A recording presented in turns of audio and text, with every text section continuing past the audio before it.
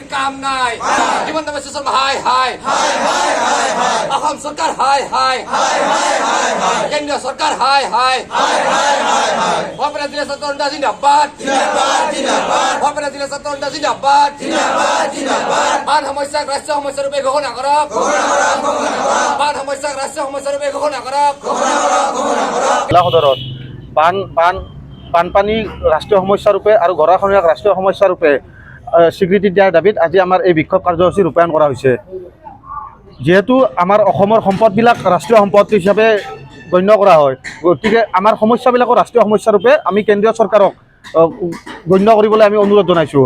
লগতে বানপানীৰ ফলত যিসমূহ সত্ৰ আছে, আমাৰ বৰপেটাতে দক্ৰেশ্বৰ দেৱালয়, জনিয়া, বাঘবৰ এইবিলাক যিবিলাক সত্ৰ আছে, সত্ৰবিলাক গৰাখহনীয়াত যাওঁ অৱস্থা। গতিকে এইখিনি ক্ষেত্ৰত চৰকাৰে সত্ৰসমূহ বেদখল মুক্ত কৰাৰ কথা কয়, কিন্তু গৰাখহনীয়াত যে গৈ আছে সেইবিলাকৰ প্ৰতি এটা সিহঁতৰ কোনো ধৰণৰ চিন্তা চৰ্চা নাই। গতিকে আমি ৰাজ্য চৰকাৰ আৰু কেন্দ্ৰীয় চৰকাৰক বানপানী আৰু গৰাখহনীয়াক ৰাষ্ট্ৰীয় সমস্যা হিচাপে স্বীকৃতি দিবলৈ আমি বৰপেটা জিলা ছাত্ৰ সন্থাৰ তৰফৰ পৰা আমি অনুৰোধ জনালোঁ।